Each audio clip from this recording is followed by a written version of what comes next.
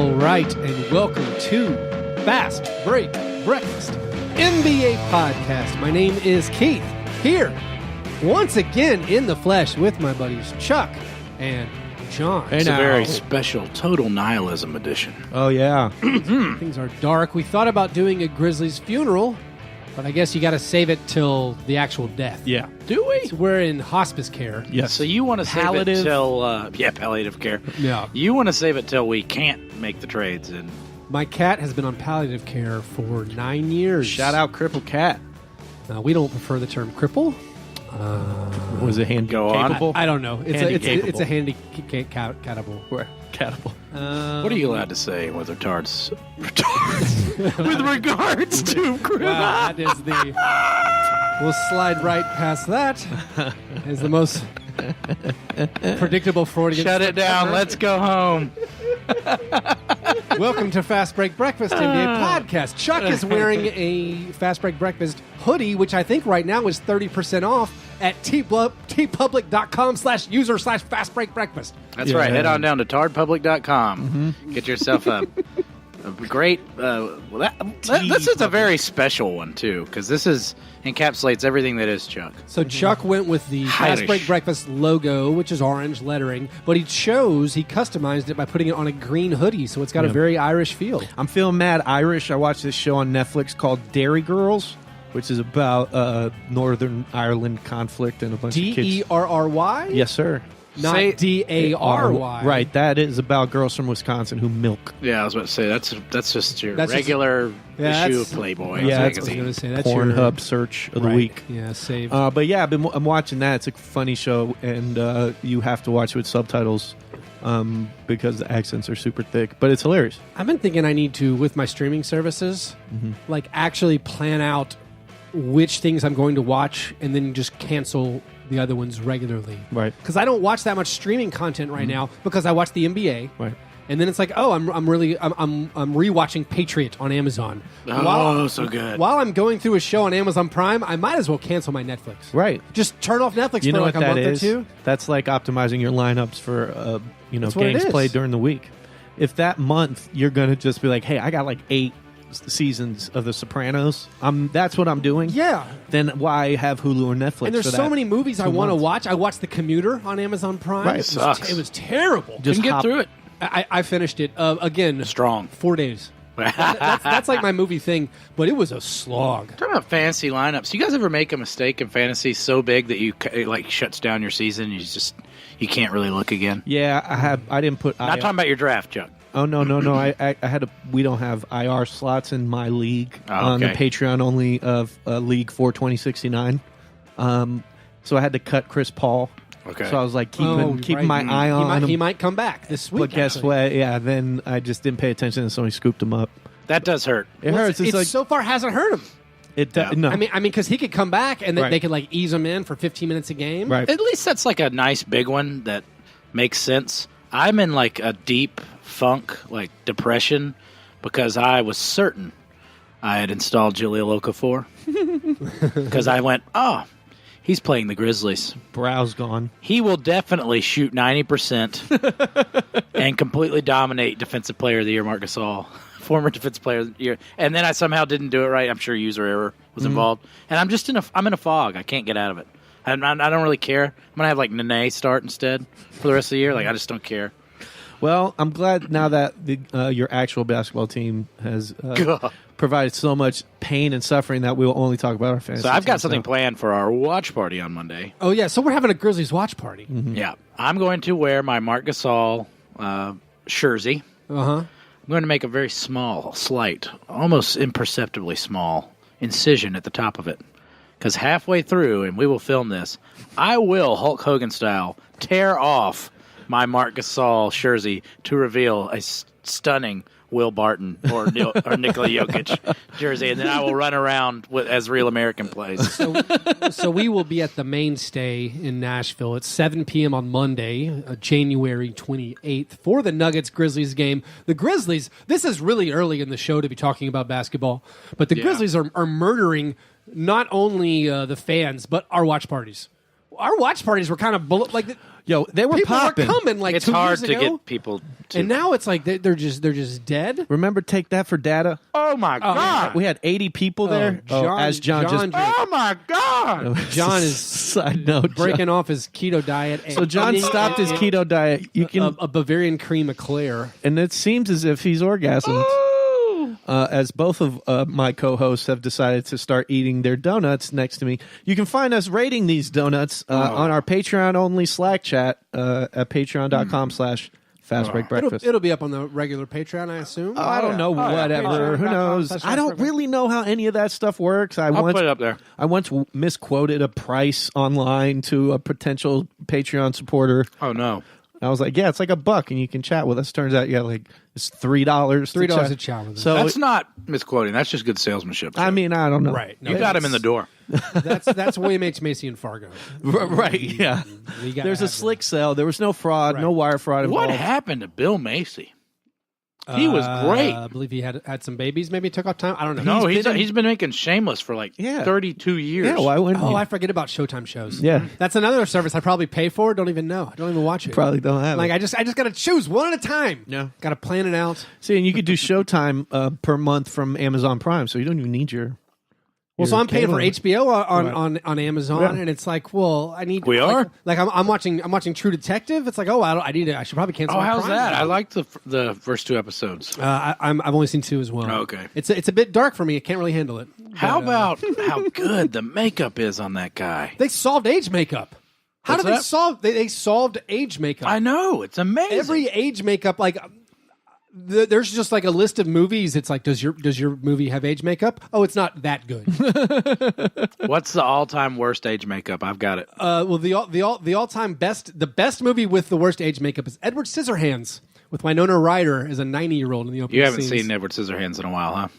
What do you mean? That movie is not watchable. Oh, I have nothing but nostalgia. You know what my favorite... Yeah, I went back. No. Go ahead. My favorite age makeup is the mom from Back to the Future.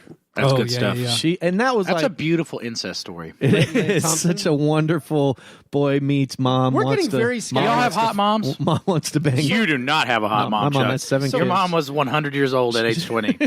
So this is also my thought with a child. So Chuck, you have a 5-year-old. Multiple children. allegedly. I have a 4-year-old. Like Back to the Future was one of my favorite movies as a kid, and it's like, what age is it appropriate to show him this movie? Like 19? Yeah. It's hard. There's rape. Right There is. after Attempted rape. There's the weird incest. right after he sleeps with your wife. Then Yeah. When he goes back in time, really messed up. But what were we talking about?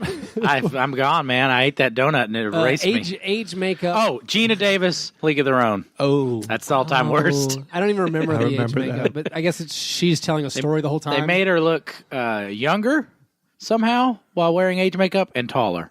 It's amazing. Let's get to our breakfast.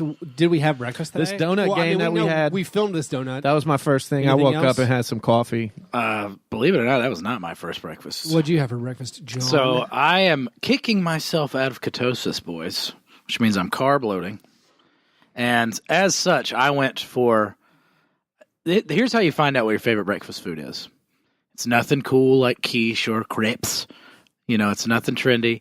cool. It's the damned brown sugar and cinnamon frosted Pop-Tarts. Oh yeah, very very classic. And I was so excited to have them. And it just filled me with love. And probably the best breakfast of the year for me. As we all scrambled to get Keith a pen so he can write down how I cursed. Just don't curse. I know it's been a thing, but I usually don't. But I had to let you. Well, have that. I've cleaned up for those of you not in our Patreon who don't see the video. Yeah, who was down here? I've started trying to clean up the Baby Dungeon podcast region, and the jar of pens and pencils is gone. I know. and all the loose trash which I use for show notes also gone. Was Zach Lowe down here? Did you have Zach Lowe? Have you Or been Zach watching? Harper? Have you been watching Marie Kondo? Oh, that's what it is. I've heard of that. But Boy, I did that. I bought one of those shirt folding machines. What? There's like a thing you can buy, and it like does like you flip things. oh and yeah, it makes and- your shirts yeah, perfect an every illegal time. immigrant. Ooh. No, you can just. Well, you could buy them in my neighborhood. I mean, yeah, near the Keith is coming at my throne. dreaded Inappropriateness. mallscape. There's plenty of dry cleaners, but I did it, and now my drawers are all perfect, and I feel Your drawers, like your pants? no, where I keep my shirts are all perfectly lined up and even, and it's beautiful. It sparks joy. That's what she says. So do things that spark joy. Wait, there's a machine that folds your clothes? No, you do it, but like it's like a cardboard piece of piece of cardboard. plastic that there's like 4 parts and you flip it and then Keith, it's for idiots. It makes it makes folding t-shirts mindless and it's easy. It's a little bit of an automated thing. You're single, so you can just do your laundry whenever you want, huh? Yeah, that must be amazing. Sometimes I wait 2 weeks and go buy a pair of underwear. Keith, I assume you are the laundry folder of the household. Yeah, you'll love this thing. I do the laundry as any good homemaker would. What happens in your household if you don't do the laundry? I mean, I do it. It doesn't really not happen. Really? I do feel like for a while there, we got to get to basketball. I do feel like at some point it was like a trick where the wife would give me her laundry, but there was always one thing that you could not wash, but she would hide it in there. Some weird test. That's where I was headed. And I'm like, why did you put this new sweater in there if it isn't supposed to go in there and be washed on cold? That's where I was put everything headed. on cold. Yeah. There was a period in my relationship where I was allowed to do laundry, and I just very precisely destroyed all of her clothing by washing the wrong thing. If you hand someone a bundle of laundry and say, "Here, will you wash this?" Yeah, right. With no specific instructions. And it turns out there's one thing in there that can't go in the washing machine. I'll put it on cold. Why did you? Yeah, I will wash it on cold, and it'll come. That's the love I have for you. Yeah. I'm willing to shift it to cold. And then there's things I know not to dry, so I take them out and I put them on the drying rack. But once they're on the drying rack, I kind of forget about them. So then it's like, she's like, "What's this sweater?" I'm like, "Oh, it's on the drying rack downstairs." Well, she's like, "Why do you bring it up?" I'm like, "Well, I don't know. I didn't know you wanted it." Anyway. It's in the pin jar. Let's move from our breakfasts. After our breakfast. It was a really good Pop-Tart. We move to our breakfast in bed apologies. This is our chance to make right what we might have gotten wrong on any previous episode. Does anyone have anything they need to apologize for? D'Angelo Russell, I'm sorry. I think I apologized to him last week, but keep going. We have to keep going until this stops. We made fun of his All-Star bid, and I think it's legitimate.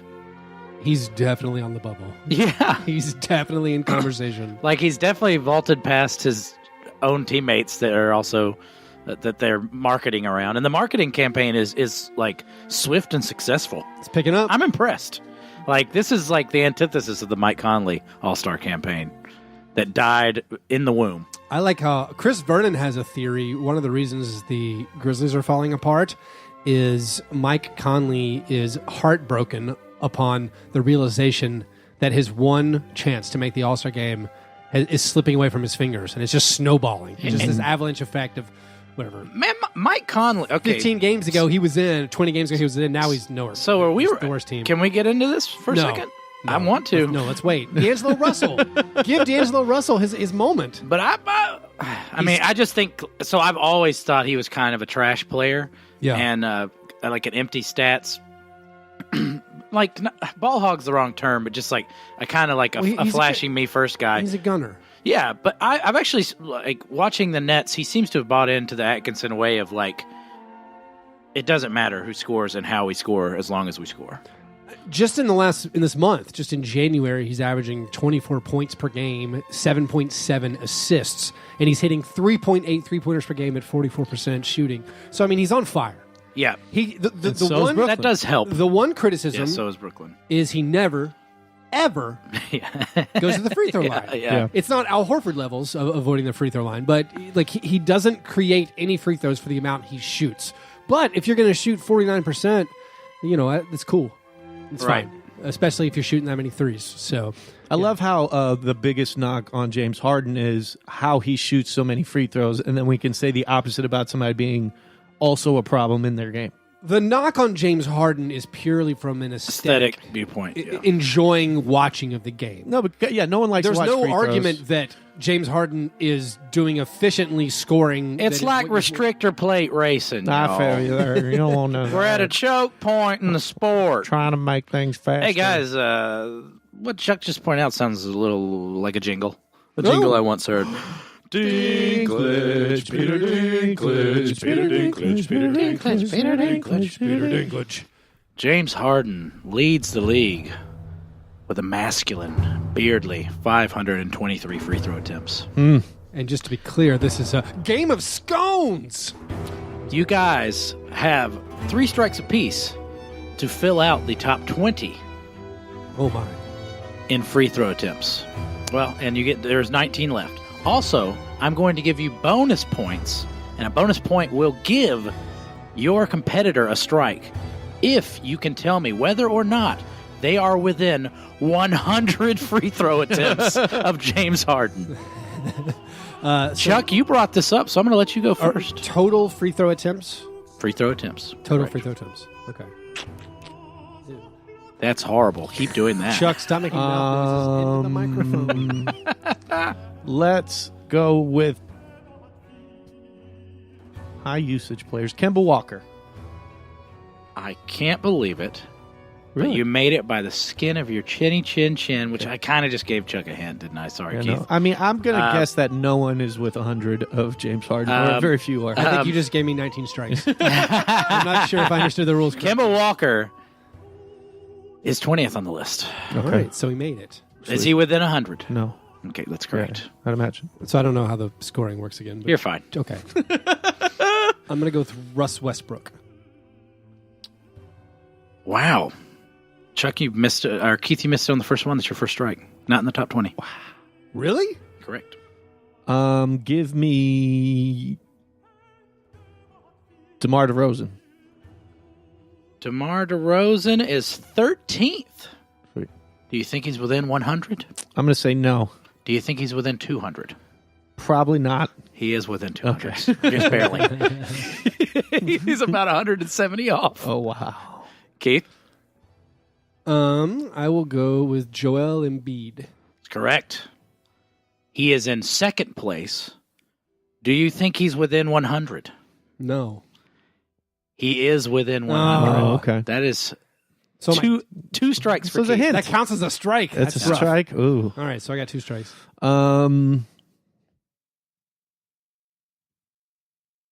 Would you like a hint? No. It's one of the better players in the NBA. What about Kevin Durant? That's a great guess and is correct. Okay. 6th. Do you think he's within No, 100? I do not. That is correct. He's not within 100. Man, I'm Do you crushing think- this scones. Do you think Kevin Durant is within 200? No, because Martin Rosen wasn't. He is just barely within 200. Really? He's 190 behind him. Wow. I'm going to guess Damian Lillard? That's correct. Is he within 100? No. Is he within 200? No. The answer is no. Chuck. Giannis. That's correct. 3rd. No. Not within 100. He's 3rd, though. He is not within 100 at 3rd. So The only one who is within 100 is the 7'5" Joel Embiid, who is fouled every time he touches the ball. This is correct. My point has been made. Did I win? I won. I think you won. We're still going. my You haven't won. Crushed this. Is Blake Griffin? That's correct. All right. 5th. Well done, Keith. Oh, that's really Keith, high. Keith's, he swung way too hard early. Russ Westbrook not being in the top 20 No, in that's free insane. throws blows my mind. That's Pretty insane. weird. It's because he can't hit him this year, and maybe he's There it is. getting a little not getting there. coward. So I'm going out. This might not work. This guy can't hit a free throw this year, and he's been getting fouled accordingly. Hassan Whiteside. No. I think he's been missing too many games, too. Yeah, that's probably it. He can't shoot a Keith. free throw. The guy just lost. He's shooting. He should go underhanded. Shinanu Anawaku. Yeah. Let's see who else is out there who scores a lot, who's played every game. Don't need an answer from you. Rolling through the teams in my head. Brad Beal? Ooh. That will eliminate Keith. All right, Oh, good. really? Let's go through the list. You guys missed Anthony Davis at 4th. Oh, of course. Paul George and Julius Randle tied at 8th. Rudy Gobert at 10th. Luka Doncic at 11th. Kawhi at 12th. The LeBron came in at 14th. Ben Simmons, Hack-a-Ben, Montrezl Harrell, that was a fun one. Really? De'Aaron Fox, and then Karl Anthony Towns, and then the slightly aforementioned Spencer Dinwiddie. I was kind of sad. 3 of those I crossed off in my mind. De'Aaron Fox, Kawhi Leonard, thinking maybe he set out too many games. Right. But when he's playing, he's going to the line. Well, but yeah, James Harden has 523. Joel Embiid lagging behind lazily with 453. This is not really related to anything, and it's a very, very short, perhaps, game of scones. Talking about Russ Westbrook being a coward. Going to the free throw line, he is still not a coward when he shoots 3-pointers. No. I would like you ballsy. You guys can put your brains together. I think you can do it. I want you to rank the following 3 players as far as most accurate 3-point shooter to least accurate 3-point shooter. There's no trick. This is just who has the best 3-point field goal percentage between these 3 players. Russell Westbrook. Okay. Draymond Green. Oh, dear. Wow. Markelle Fultz.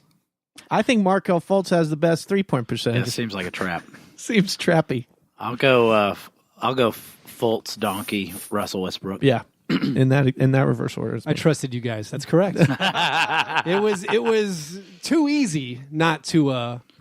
You knew Fultz was the answer. Yeah. And Fultz is getting compared as a really bad shooter, but he's shooting better free throw percentage. He probably made than 1 the for 3, which put him at like 33.3. I want to say it's 28.5% for Fultz, 27 for Draymond, and like 24 for Russ. Is Ben Simmons beating them all? I haven't checked him. Ben Simmons still like 1 for 2 chaste and perfect, saving himself for later. I was browsing through Reddit and I saw a post that says Ben Simmons with his first 3-point attempt of the year.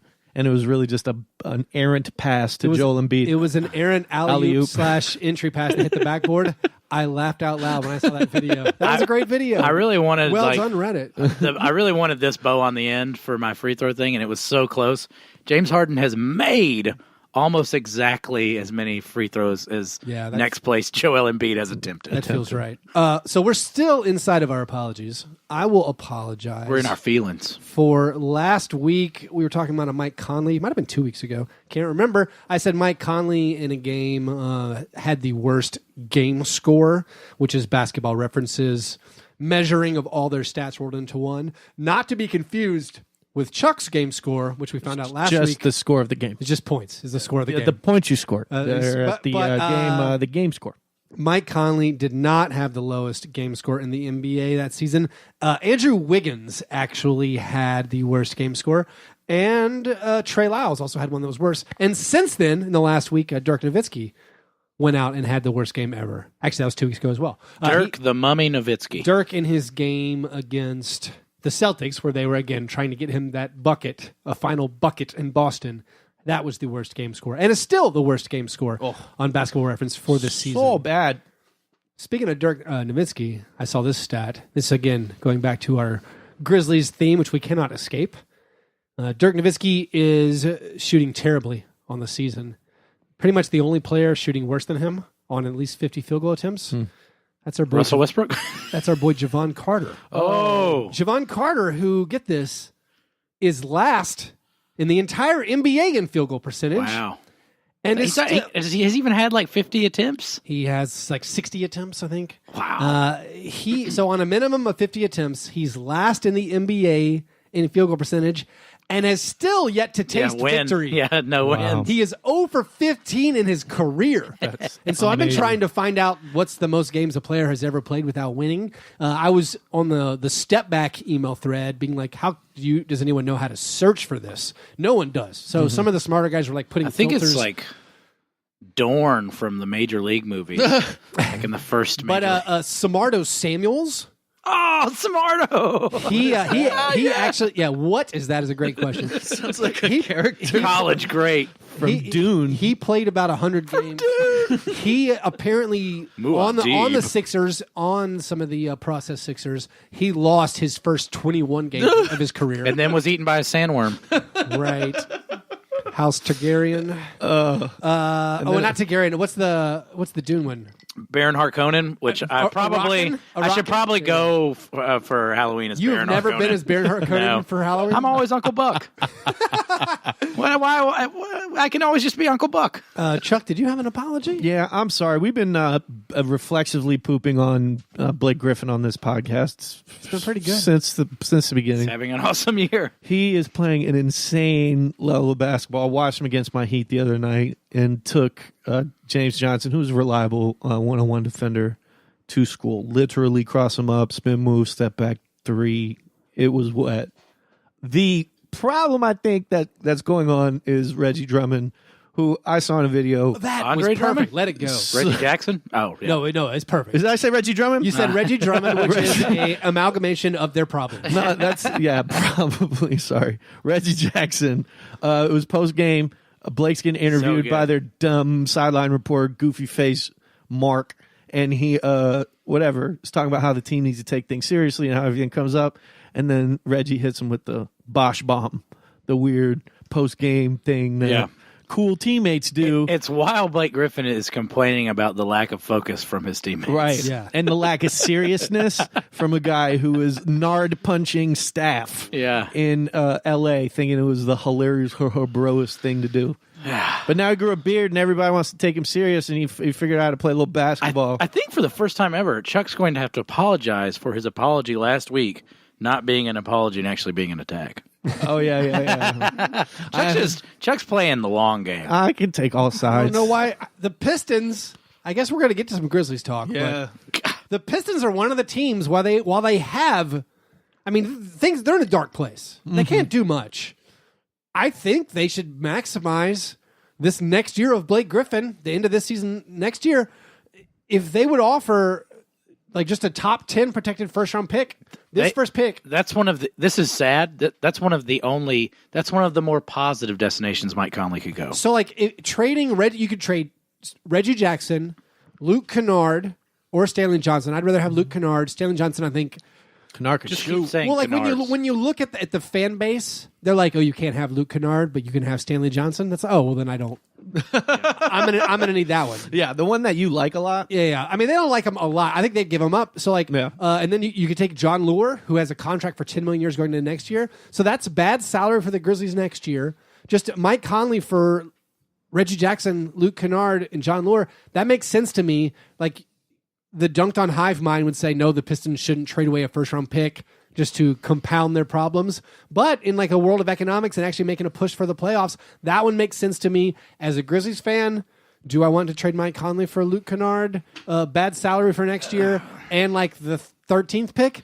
I don't know. It's not, but that's the kind of thing we're stuck with. That's like a disingenuous question because it's not a question of do I want to do this. It's like, or do I need to do this type of thing. With the Grizzlies, it's like, do you do anything, or do you get what you end up with another Tyreek Evans situation? Right. So let's move on. Those were our apologies. We will circle back to the Grizzlies. Those were our breakfast in bed. I don't know if I can keep having you like drop in, tickle me, and say my one thing, and not let you say one thing. Yeah, you're gonna get it. So those are our breakfast in bed apologies. Before we get to our steak and eggs best thing, we have a few listener submitted questions. The croissant questionnaire. Any questions? Yes. Are you going to finish that croissant? Knock yourself out. That croissant. Finish that. We have so many, and this is exactly related to what we were just talking about, so we'll go ahead and do it. Michael asks, not taking into account what the Grizzlies could get in return for them, what teams would you most like to see Conley and Gasol end up on? Which team would it kill you to see them go to? So, what teams do I most want to see? Mm-hmm. Like, just basically, where would you like to see them, and where would you most not want to see them? For the most not, there aren't any. I don't want to see Mike Conley have to go to the Suns, even though there's an argument to be made that if the Suns offered T.J. Warren and a protected first-round pick, and then Ryan Anderson's contract, Suns fans are kind of split on that. Some of the writers like, no, it doesn't make sense. But if you know you're not going to use your salary cap for good in the upcoming offseason, to bring in a guy like Mike Conley, who's a very nice fit with Devin Booker, That's a good look for the Suns, I think. You can make an argument for that. I would not like to see Mike Conley have to do that. I would rather see Mike Conley go somewhere that's winning already so he can go straight to the playoffs this season. So I don't really have any other situations besides that I don't want to see him go to. What about you, John? Well, I think it's totally messed up in that with his contract, he kind of can only go to horrible places and then a place that is horrible but might can make the playoffs, and that's Detroit. So I guess I want him to go to Detroit. I want him to go to the Utah Jazz. I'm not even sure if that can happen without the worst trade ever happening. No, so the Jazz could send. There's a couple things they could do. I think the one that makes the most sense. They could send Derek Favors and Dante Exum, or Derek Favors. Yeah, they're not going to do that. Ricky Rubio. They very well might. You think they're going to trade those guys for Mike Conley?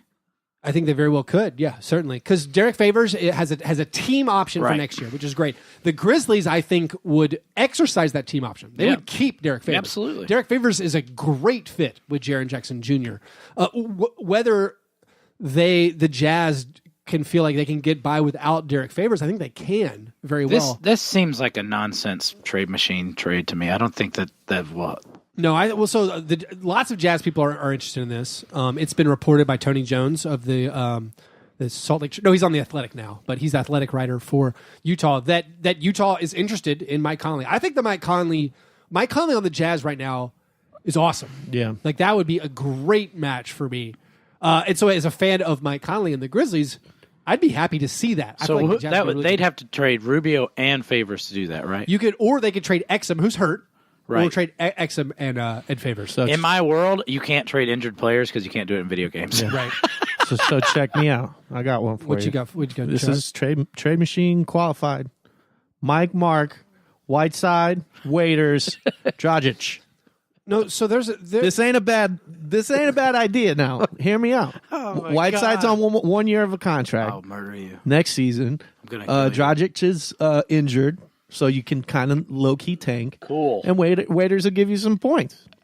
There are good. I'd love to see honestly, those two guys. There are trades with the Heat if you like any of the Heat's players. Right. That kind of makes sense. Yeah. I don't really love any of the Heat's players that much. Like, I don't want to pay Kelly Olynyk. Kelly Olynyk and Jaren Jackson Jr. is a fine...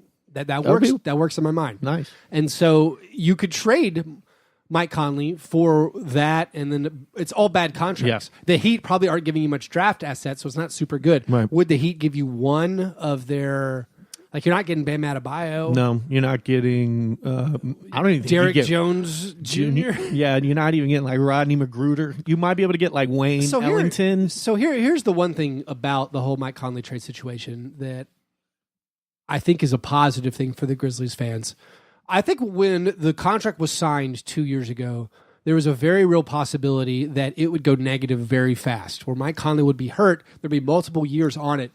If the Grizzlies could trade Mike Conley while he's still viewed as a positive asset, that actually is a win. I think that time has passed. No, I'm saying like right now he has trade value. He's not hurt. We're 2 years into the contract. Right. There's only two more years left. I think there's so few teams that can take that contract now that I feel like like what you just described situationally, trading Mike Conley for Ricky Rubio and Derek Favors, I don't think helps the Memphis Grizzlies very much.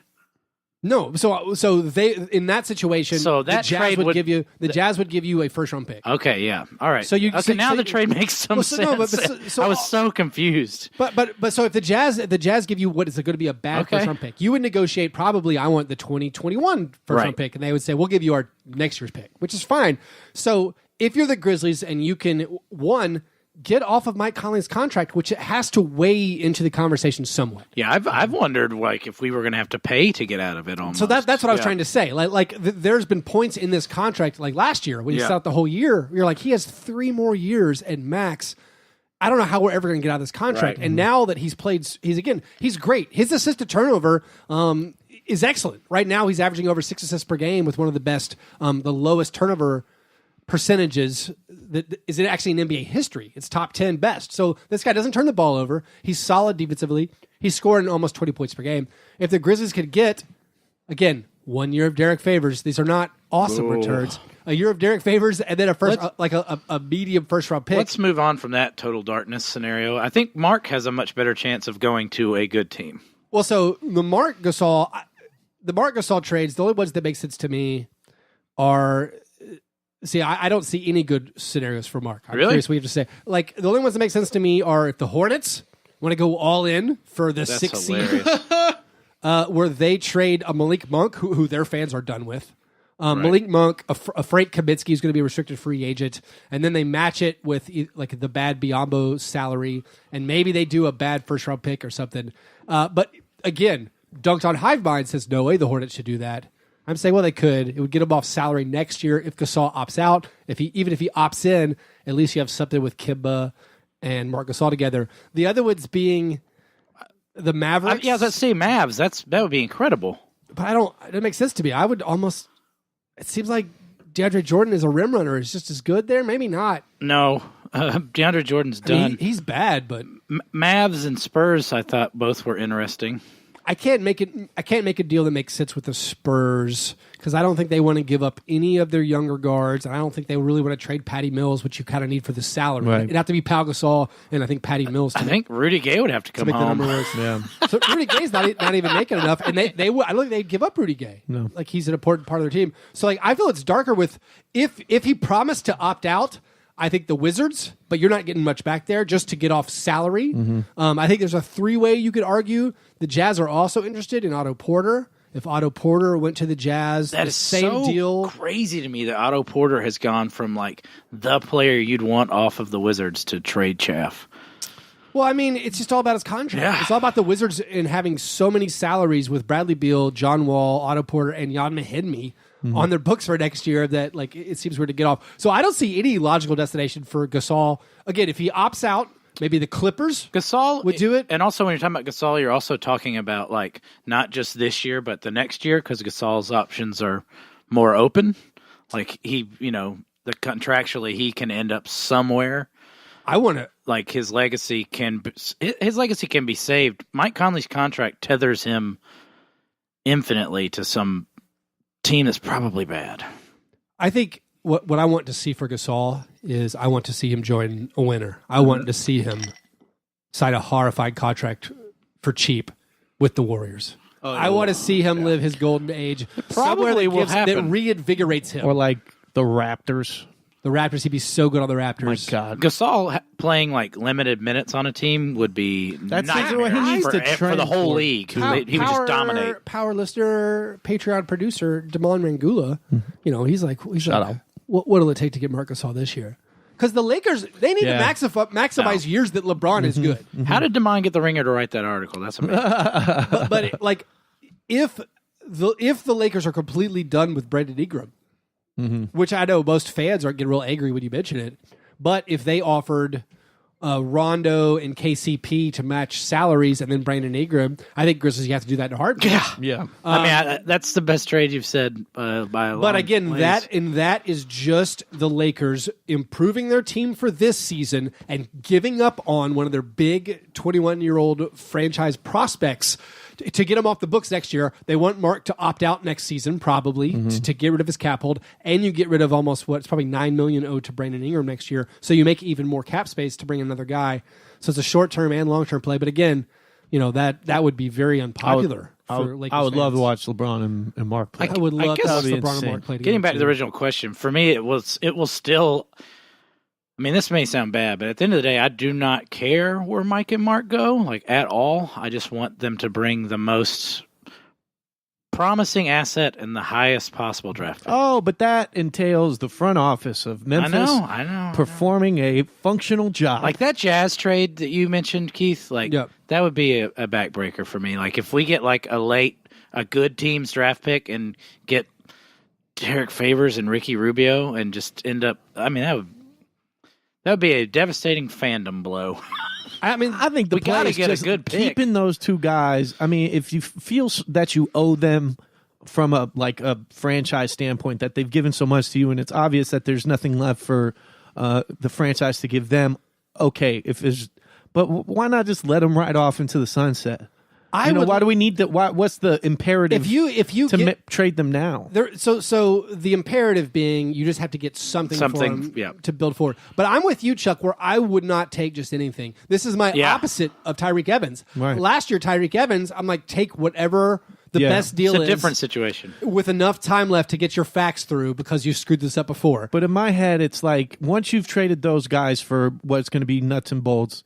You are now a rebuilding team, and you suck. And your front office sucks. It's a different game. And your coach sucks. Right. It's a different game. If those two guys are on the team, they ride out and they sign somewhere else at the end of their contracts. Then you're not like this rebuilding team. You're a team that's deciding to make personnel changes, and that's a different thing to pitch to the fans of Memphis. So here are the difficulties I have as a very biased Grizzlies fan, where Dunc'd on Hive Mind, which is my phrase of the day, would say, can you get the 14th pick from the Pistons and Luke Kennard might be good for Mike Conley? Do it. Is the 14th pick selected by whoever is the Grizzlies front office going to be good? No. The odds are no, but you do it. Yeah. For the 10% chance that they are good, and the 10% chance that Luke Kennard is like a good rotation player, and the 50% chance that the whole front office gets fired. But would I also be fine with next year? Would I be fine with the Grizzlies finishing with the 9th or 10th worst record this year, beating the lottery? Getting that 20% jump up to the third pick, right? And I have the third pick of this year's draft, and then next year I have Jaren Jackson Jr., Kyle Anderson, Dylan Brooks, Mike Conley, and Marc Gasol. Yeah. Like as a biased fan, that sounds more appealing than taking the 10% chance on the Jazz's 21st pick of this season, come to life, being a good player, and then being vaguely competitive with like Derek Favors. So these are the really hard decisions, and this is again the Grizzlies. How old is Derek Favors? Like 28. I think he's pretty young, honestly. I would guess. I don't think so. I would guess he's younger than Javon Carter. No, he's like 27, 28 at best. He's 27. Yeah. Okay. Yeah, I mean... So he's Buddy Hield age. Buddy Hield, who's the best player in the NBA, as far as I'm concerned. Doesn't go to the free throw line enough. Texie Mista asks. Okay. He gives us two scenarios. Before we get to Texie Mista, I got to say the one scenario, which we'll get to in my worst of the week, I thought the Pacers were a perfect spot for Mike Conley alongside Oladipo. With the Oladipo injury, I'm way less inclined to do it because why go all in anyway? Texie Mista, what does he have to say? Would you rather, scenario A, have Marc Gasol casually listen to the podcast and offhandedly mention it every 3 months or so, like, I heard that on Fast Break Breakfast, or scenario B, JaMychal Green be a hardcore Fast Break Breakfast head and email you and submit weekly croissant queries? Give me that JaMychal Green. By the way, I think Texie Mista just revealed his true name as JaMychal Green. He might be. So Chuck, you'd rather have JaMychal Green as all day. I want one hardcore NBA fan, NBA player to be our fan and just rep us. I despise JaMychal Green. No, you would change your mind. And Marc Gasol is my favorite player, so put me in the Gasol camp. No. If Marc Gasol said one time in his life, I heard that on Fast Break Breakfast, I would die. Yeah, you guys would lose. That'd be the best thing ever. No, you're right. Yeah, JaMychal Green. No. Most NBA fans don't know who that is. I know, and that's okay with us. Because all right, let's put this in terms you can understand. This is a man who hiked his shorts up. Bungus. Would you rather Dwayne Wade listen to the podcast or have James Johnson? Yeah, of course he does. No, I don't. I love him. We have a weird relationship. Yeah, I'd say so. It's mixed. You can love something and hate it. Would you rather Alonzo Mourning say it in passing one time, or see? I'm weird like this. I would say, give me or have Norris Cole. He named his son after Norris Cole. My son is named after Norris Cole. Yeah, 100%. Let me get that high top fade having dude as my friend. Let me be able to text him. Oh, I forget. Chuck would hit this person up for favors. I just want one in. I want like a solid in. You guys, you're right. You're right. You guys are in it for the whatever. I want. Chuck has come at this from a better angle. We could ask JaMychal Green for NBA related favors. Bruh. Keith could have an inside scoopage. Imagine if we could get JaMychal Green to make a song like Joe Yoder did. Imagine the lengths I would go to never meet JaMychal Green. JaMychal Green seems like a nice guy. Oh, no, we would have to keep him. I don't dislike JaMychal Green like I've disliked other Grizzlies. It would be like Texie Mista and Keith, how they kind of low-key hate each other. John and JaMychal wouldn't get along at all. I don't get along with Jermichael. This is just for Keith. I'm going to admit that I have bowed out of this. Joe Yoder asks, if you could replace the main character in Red Dead Redemption with any NBA player, who would you pick? Oh. Do you know who you couldn't pick? I can give an answer, but you have to go first. You know who you couldn't pick? Who? Kevin Herter. He would just die out there in the sun. Exposure. He would just be him dead. And Davis Bertans. Yeah. They would both be undertakers. They would have to stay indoors and only come out at night. Spoiler, Kevin Herter is like chapter 6. Is he in Arthur Morgan? Who would I pick? I mean, the first thing that pops in my head is always the guys I pick. I would do it with like a Zebo or a Tony Allen. Tony Allen, frontiersman, I would, yes. Also, Steven Adams jumps into my mind. Like, he would be pretty amazing. I mean, he's got like a handlebar mustache half the season. I think J.J. Redick would show up on like in a train in a nice suit with a pocket Gentleman watch. killer. And he would. No, yeah, he would be slitting the throats of prostitutes. Right. Yeah. No, I've seen just that with that haircut. I've That's a seen good that season of trope. What? I feel like there's a better one out. You know what? It might be Space Pirate. Willie Cauley-Stein. Oh, yeah. Get him up on one of them big old horses. Get him a big old like 10-gallon hat. He's the sidekick from Briscoe County Jr. Yeah. I don't know that one. Sorry. Can I throw one out there? Please. Mike D'Antoni. You'd go with an old man? Yeah. That'd be pretty funny. We need to throw, I know that he doesn't play anymore, but Chuck Persons, the rifleman. Oh, my God. Now that you open up to coaches, I have a new one. I want a Stan Van Gundy. Oh, that's good. Stan Van Gundy. He can be a Faro dealer. Hey, John, that Briscoe County Jr. reference was lit. Yeah, thank you. Dead on. That's him. That's Willie Cauley-Stein. Yeah, that's one season show with what's his name, Bruce Campbell in it. Oh my goodness, the sidekick is Willie Cauley-Stein. It's dead on.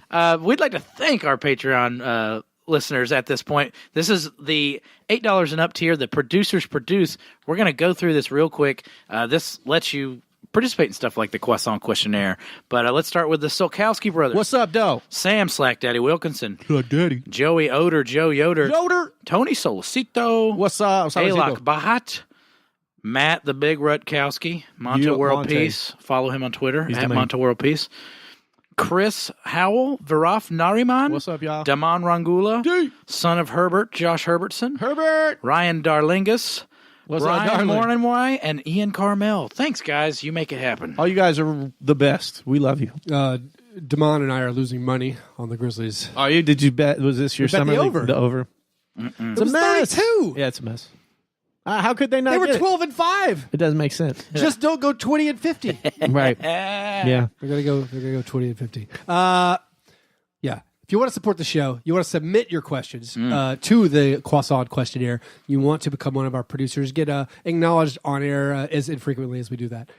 You could do that at patreon.com/fastbreakbreakfast. Help us out. Patreon.com/fastbreakbreakfast. Buying tickets online for sports and concerts has never been easier thanks to SeatGeek. They've created an amazing app and website that makes ticket buying easier than it has ever been. They pull all the tickets available on other sites into one place so you never miss a deal, and more importantly, you aren't wasting time. You can even set alerts for upcoming events, and they'll let you know if ticket prices fall. Even better, every ticket on SeatGeek is ranked based on value, so you can immediately find underpriced seats. And before you buy, you can use SeatGeek's detailed maps to see the view from your seat. I've got the SeatGeek app on my phone, and I use it all the time. SeatGeek is always honest and upfront about the price. You get to see the full ticket price from start to finish, and they never surprise you with big fees at the checkout page. Now, here's the best part about SeatGeek for all of you out there listening to the Fast Break Breakfast. My listeners who make their first SeatGeek purchase get a $20 rebate. And to get it, all you have to do is download the free SeatGeek app, go to the settings tab and click add a promo code, then enter promo code FASTBREAK. SeatGeek will then send you $20 after you've made your first ticket purchase. It does not get any easier than that. So download the free SeatGeek app and enter promo code FASTBREAK today.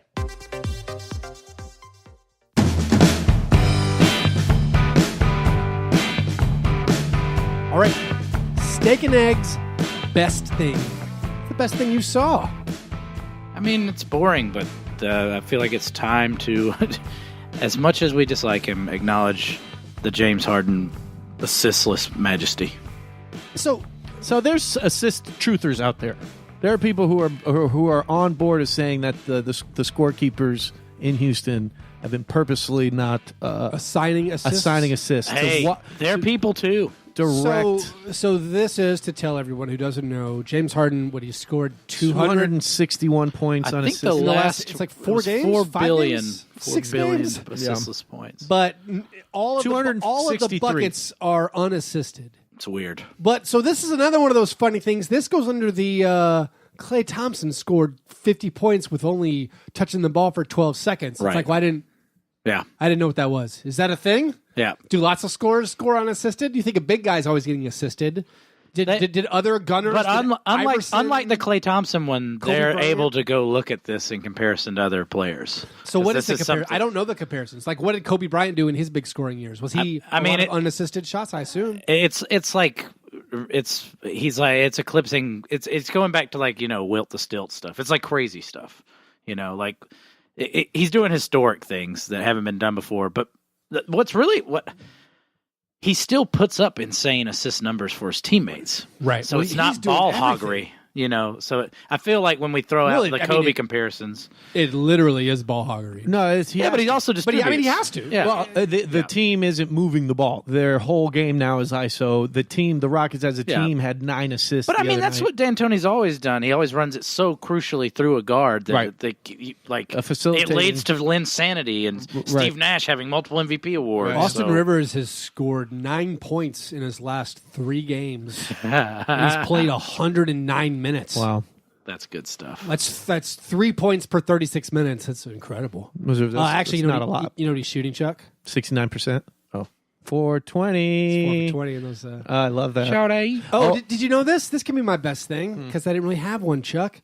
Ron Baker, girlfriend taker? Ron Baker, girlfriend taker. 4 for 20. He's not on an NBA team right now. Well, he's so good looking, he doesn't need to but be. his if he doesn't get back on a team this season, he's going to finish the year shooting 4 for 20. 4 for 20. Sweet. And actually, this has been done before, Chuck. Really? Players have finished the year shooting 4 for 20. That was like when. And guess who did it? Legends. Legends did it, Chuck. Rasheed Wallace? No. Good guess, though. Jamal Tinsley did it once. Okay. Ruben Patterson? And my fast break breakfast password name. Harold Miner? DJ Roney Cycli. Oh. I didn't actually think Chuck would say the password name. You should write down another thing to big bleep it wherever we are there. John, what was your best thing? We're still talking about my best thing, we can still keep talking because his numbers are so insane. Oh, the James Harden, excuse me. Yeah. It's so more insane numbers. So, I saw Kareem Abdul-Jabbar never scored over 56 points in a game. Right. And Harden's done it twice. Yeah. And Harden in the last 9 days. And Harden just became the first player to score over 60 and have over double-digit rebounds. Right. Not the first player, but the first guy to do it since Shaq.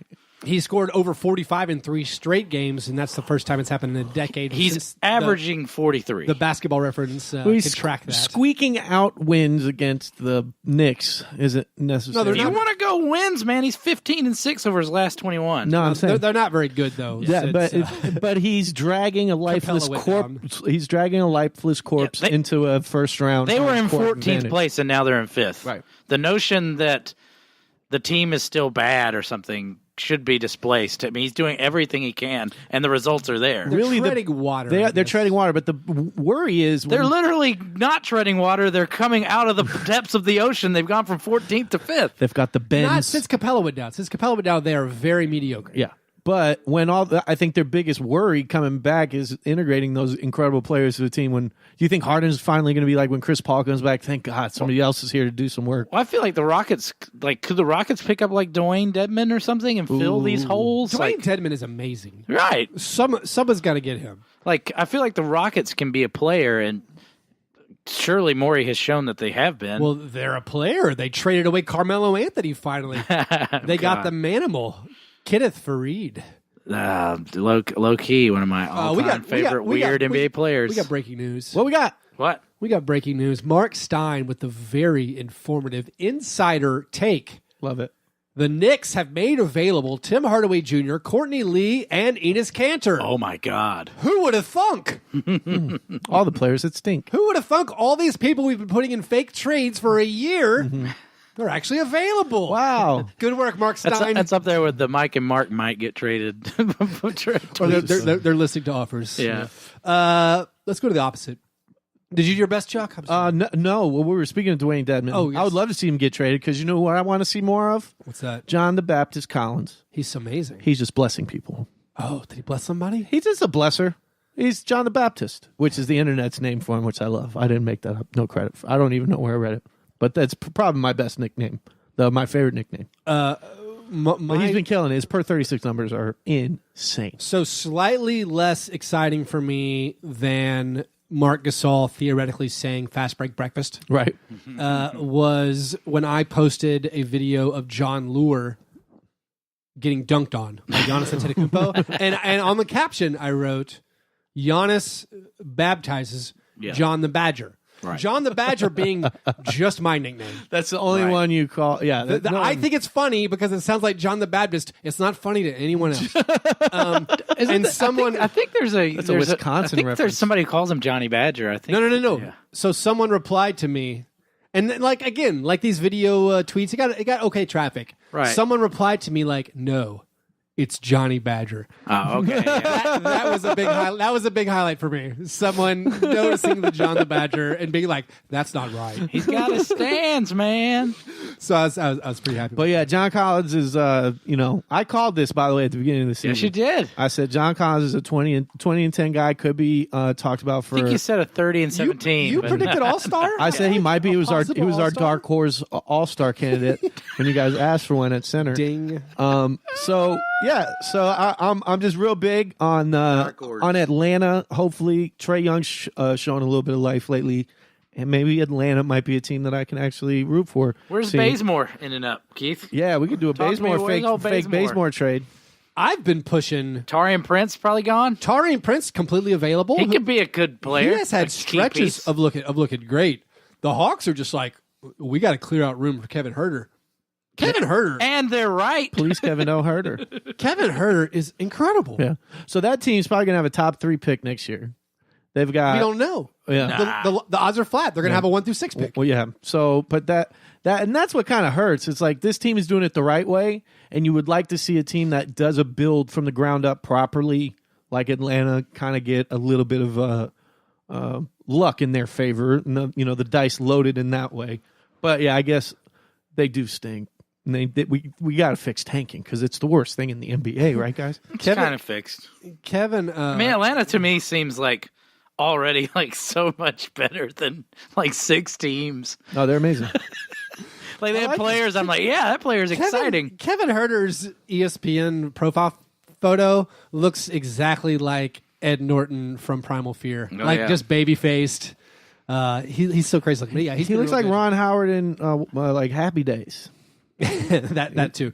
So a team like the Hawks, who I think is doing things kind of the right way, and we like to see them for some basketball karma get rewarded in the lottery, brings me to the opposite of the steak and eggs. Ew. The cream of wheat. Worst thing. So there are teams like, I don't know, the Timberwolves, garbage organization. Top 10. They've gotten some big story, some big Glenn. stuff happens. They've gotten the top pick and Cat again with Wiggins. That's good or bad. Like Jimmy Butler comes to them. I guess maybe that's bad too. But then you have garbage organizations like the Cavaliers, who just gets birthrighted LeBron James, and they get Kyrie Irving. Like they get these things happen to them, and then you have a team like the Indiana Pacers, who does everything right. Yeah. Always has. Never tank. Never. They're always pretty good. Incredibly deft trades. They usually make shrewd trades. They've been winning trades. They draft well. They've been winning their games since I was a kid. They turned Paul George into a thing. So and now they've lost Oladipo for the year. They lost Paul George for the year 3-4 years ago. It's not like they have these catastrophic injuries to this team. They had the malice in the palace. If you turn it way back, it's just not right. And that malice in the palace psychically damaged those fans. Yeah. Because they still think about the what ifs if Artest plays that year. It's just not right. This team was pretty good this year. They've been doing everything right, and now they have to deal with another catastrophic That's what injury. you get for having a blind racist owner that only listens to games on the radio. It is a season 1 throwback. It's a very good joke if you've been with us since then. But if you haven't, you're going to wonder why I'm calling owners of franchises He's not racist. Or blind. It's not Sterling. Yeah, he's not blind or racist. Not blind or racist. The weird thing about the Oladipo injury is we were talking in our Patreon-only Slack like a month and a half ago. This guy tweeted about this. I'm going to pull up the exact tweet. Corey Elliott tweeted, "This was sent to me today from someone I consider to be trustworthy as far as sources go. Oladipo, quote, Oladipo needs months to recover without ruining his kneecap forever. Slow stretching, gradual rebuilding. If he wants to come back 100%, he'll sit out the rest of the season." This is from December 9th. I saw this. I saw that tweet when he first got hurt, and it scared me to death. And I hate that it was such a doomsday scenario come to life. So we talked about this tweet, a month and a half ago about Oladipo shouldn't be playing. He missed a month, and then they were saying, this guy was saying, there's a trusted source saying he needs to take the rest of the year off. And then it looked like he dislocated his kneecap. It came out, it was a ruptured quadriceps tendon. Ew. Or as Sham said, raptured. Ooh. Brought us all up. Shams. Yeah. But so it's dark. I feel so sad for the Pacers. I thought they were a good team. I mean, I was saying last week, I thought they had a chance to turn some heads and actually win a first-round series. And everything's been going well. Like Sabonis is a 6th Man of the Year candidate. Miles Turner's leading the league in blocks. Miles Turner's been really good this season on defense. He's Defense of the Year, Player of the Year candidate after being, kind of, I guess, touch and go there for a while. Touch and go as far as that was concerned. So I feel terrible for the Pacers fans, and that is definitely the worst thing. It's brutal because, so he was going from most improved player to all-star, probably regular all-star, in the East at least. Right.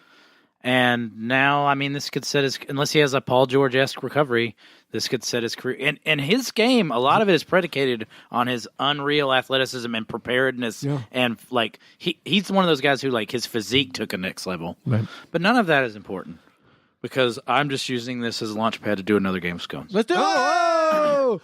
Dinklage, Peter Dinklage, Peter Dinklage, Peter Dinklage, Peter Dinklage.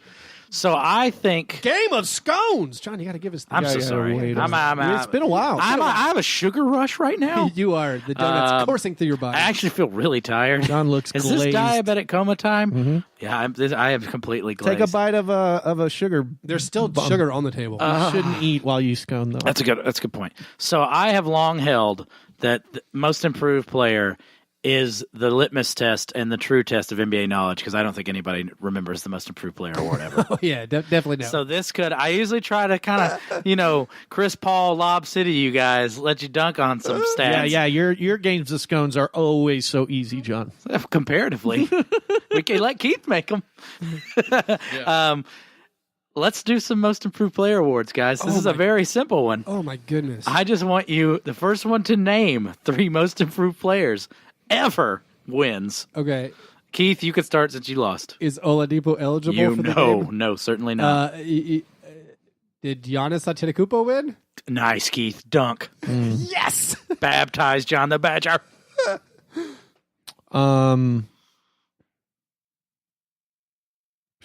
This is impossible. What about Sean Marion? Oh, man, I feel like that's a great guess, but that is not correct. Did Jermaine O'Neal win one? Oh, wow. Because he went from 4 points to 20 points once, right? He really should have won one. What year was that? He did win one, 2001, 2002. Oh, right. That's 2 for Keith. He's killing it. Yeah, I'm just going to whiff on all these. No, you got this. Do I need What about Chauncey Billups? Oh, that's a great guess. That really is a good guess. Because the narrative. Yeah, I he don't was think the guy so. I picked. No, it's not. It's okay. There's no strikes here. Someone's got to get to 3. What in the world? Should I start giving hints? No, I don't think so. How about Tracy McGrady? Damn, son. Keith just went 3 for 3. Boom. Now, Yes. when all else fails, drop a Hall of Famer in the mix. Yeah. So, I went with the formula of the high school guys who were not good and then became all-stars. Sunday, I'm in like a... That's all I had. Who were the last 10 years, John? Just so you Oladipo, Giannis, Okay. Scooby-Doo looking C.J. McCollum. Mm-hmm. Oh, nope. Wouldn't have guessed that. Jimmy Butler. Okay, Yeah. that makes sense. Goran Dragic. I was going to do that one. I wouldn't have. And PG-13. So we're seeing a trend here. Yep. This one's hilarious. Ryan Anderson. Okay. For the Magic? Maybe? Yep, for the Magic. Oh, so this is... Keep going. I got a fun stat into this. Kevin Love. Aaron Brooks. And then I'll stop. Let's bring it full circle. Brooks. Danny Granger. The Pacers. Wow. Got a lock on this. Aaron Brooks for the Rockets. Bulls? Rockets? Rockets? Yeah, the Erie went nuts for the Rockets. Oh, yeah. I forgot about that. So I think I saw this. This might be incorrect. I can apologize if I'm wrong. I think there's been something like 36 Most Improved Player awards. And all of them are Pacers, apparently? 13 of them are Pacers and Magic. I'm trying That's to, insane. I'm trying to find the exact number. Starts with Scott Skiles. I can find out for you. I'm staring at it. That's amazing to me. I wonder if there's some sort of like Hoosier bias.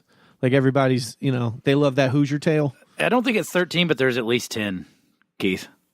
Man, it's disgusting.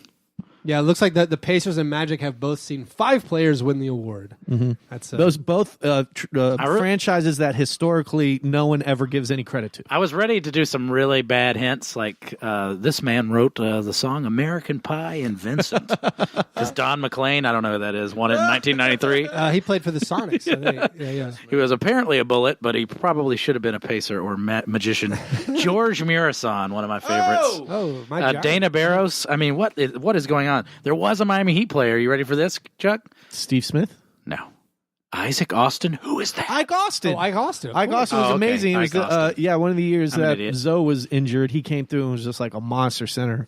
Most improved player this year is all about the second year guys. Like trying to pick who is not, because like De'Aaron Fox is the most improved player. Buddy probably. Hield or De'Aaron Fox off the Kings. Buddy Hield can win it because it's like his third year. Right. Oh, okay. I think again in my mind, it's weird. I mean, second year players are eligible, but like De'Aaron Fox was bad last year. If you look at it, it's now. just kind of injuries and second year guys is what we've sort of settled into. There's a hate criminal, Hadiye Turkoglu is on here. Despotic. I was surprised. Puppet. I was surprised Michael Redd or somebody didn't win it either. Michael Redd's They were too busy giving it to Jay. Jalen Rose from coming back from getting 80 scored on him. Does anyone else have a cream of wheat before we move to? Oh, mine is Sam yes. Amico. He's saying that the NBA ratings are down 22% on TNT, and that's sad to me. Ties into mine the existence of the Golden State Warriors. Yeah. Moving on. No, what this is, though, to me, obviously, people, the ESPN and local broadcast numbers are bad, too, but website numbers are up. Everybody's streaming, and that's my work. YouTube. I go on Reddit now because it's easier than the NBA app. The NBA app is disgusting. League Pass is a travesty. You shouldn't have to deal with this sort of stupidity and technology in a worldwide conglomerate whose job it is to make media. I will say the It's PS stupid. View version of the NBA app that I apparently am using seems to be better than the old ones that I used. The Roku app. I now own every streaming device. I use Chromecast for mine, and it is trash can stuff. That was a flex. The Roku app is actually pretty good, except for the fact, like all the streaming with League Pass, it isn't real time. It's it's like a minute delayed, and with the integration of Twitter being such a huge part. Now of you know how what I happens do stuff, before. You can't do it because the people at the game and the people watching on cable. I don't understand why cable is so far ahead of. It seems like it should be linked up. What am I missing? It's just, because cable wants to make sure that if you're on Twitter using their bandwidth, Keith is a whole minute behind, and he can't take it. No, in the whole world, nobody's like you see that if the Twitter feed comes up and it lets you know what happened. Yeah. Or if you're looking, if you have the box score open, if you're following the stats online, the box score is ahead of what you're watching. Yeah, and that's even the dumbest thing. Yeah. When you're watching on NBA's app. browser, the scores don't match the up game. with the score that you're watching. You're like, why are we 9 points have been scored? So yeah, the NBA League Pass, you're trash, and you're forcing me to illegally stream your events. Tell the cops, I don't care. Come after And me. Chuck even pays for League Pass. I so gave it's money to Burr. It's not even. I gave my money up. It is a less pleasurable viewer experience to watch on League Pass. I don't think they care on cable. No, they don't. That was our theory from weeks ago. Would they want people to quit, so they're like, fine, go away. We don't make that much money off of this. Yeah, we should, don't worry about it. Go ahead then.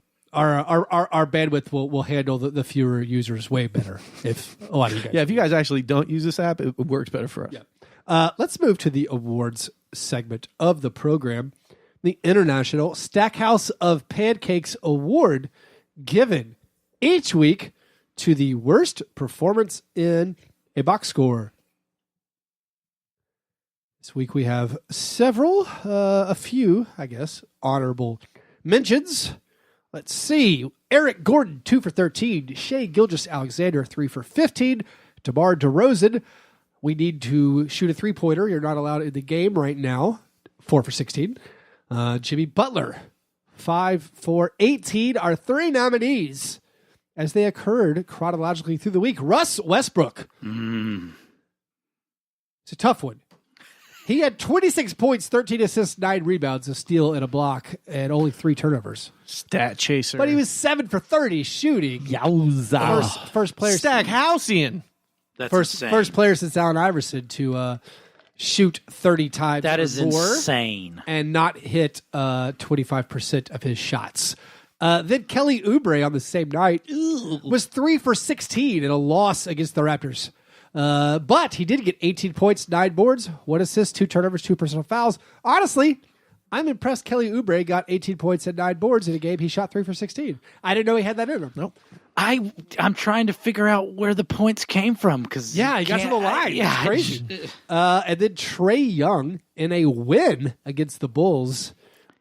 The only over-under I'm winning is when I bet Texas Misty at $50 that the Hawks would win 20 games. Also, that one's going to cash. That game hurt my soul so bad because that was one of those games where it's like, oh man, the Hawks are missing these crucial players. Surely they can beat the Bulls.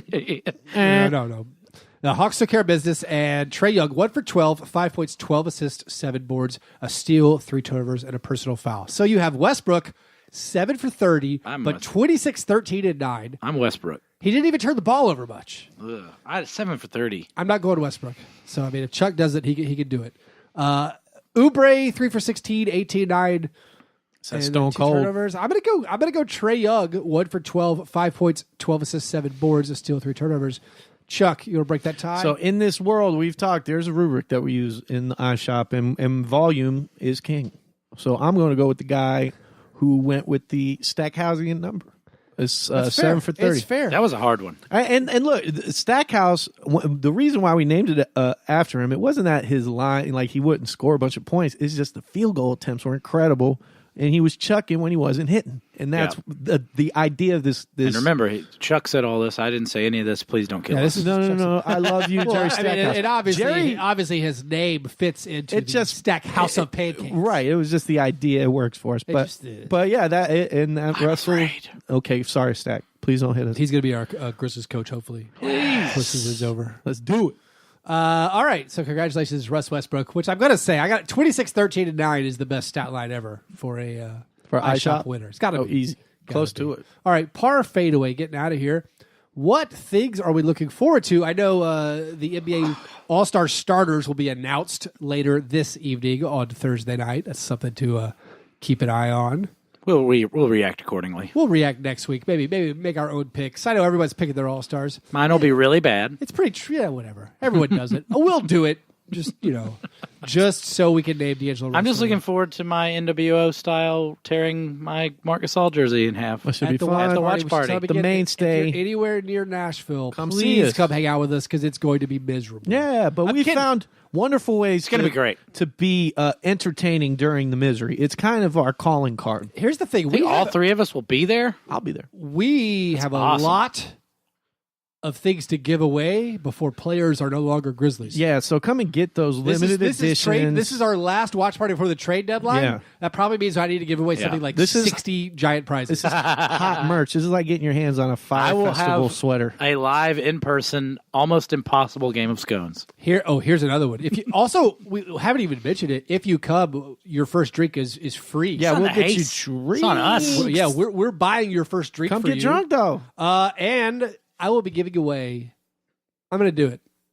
I got a Chandler Parsons yoga mat. What? I mean, when else can we give away a Chandler Parsons yoga mat? We did it last year, but yeah, we'll do it again. We'll do it again. I can see it. It's in my purview. Nothing like looking at the faces of the members of the watch party when we say a Chandler Parsons themed thing. They're like, ugh. Oh, wow. Thanks. I mean, just come to the watch party. If you stand by me, it'll be fun. The owner still has outstanding gambling debts to me from 13 years ago. Shout out. He'll give you free shots of tequila. Mm-hmm. Get some. So my parfait way is looking forward to us not talking about the Warriors on any podcast because it's just not fair. It's unfair. No more fairness. Collusion. Clay shot 85% in the game. We're not going to talk about it. They're rounding into form. Voltron has taken shape. Don't talk about Boogie. And Boogie, he's just coming out. He's going to foul out every game. I love it. He's like, hey, I can only get 18 minutes. I might as well just foul the whole game, and make it for sure. That's a dream. Your job, yeah. Drop dimes to the best offense in the history of the NBA. Foul the balls off of whoever you're guarding. Dunk on somebody, and then just dunk on fools because you're going to get the ball wide open. It's not fair. It's so unfair. I don't like it. It's not great. All right. Well, if you want to support our program, you can do that at patreon.com/fastbreakbreakfast. Get access to exclusive bonus content that way and support the show. If you want to buy a ticket this time of year for hockey, comedy, music, basketball even, you can do that at SeatGeek.com and you get a discount. You get $20 off if you use our code FASTBREAKBREAK. SeatGeek takes all the other ticket sites, shows you the best prices out there on the internet, and it's easy. You could purchase right there and get $20 off if you use our code FASTBREAKBREAK. You can follow us on Twitter, Instagram, and on Facebook, FastBreakBreak. All right, you guys are the best. Thanks for listening. And remember, breakfast is the most important thing.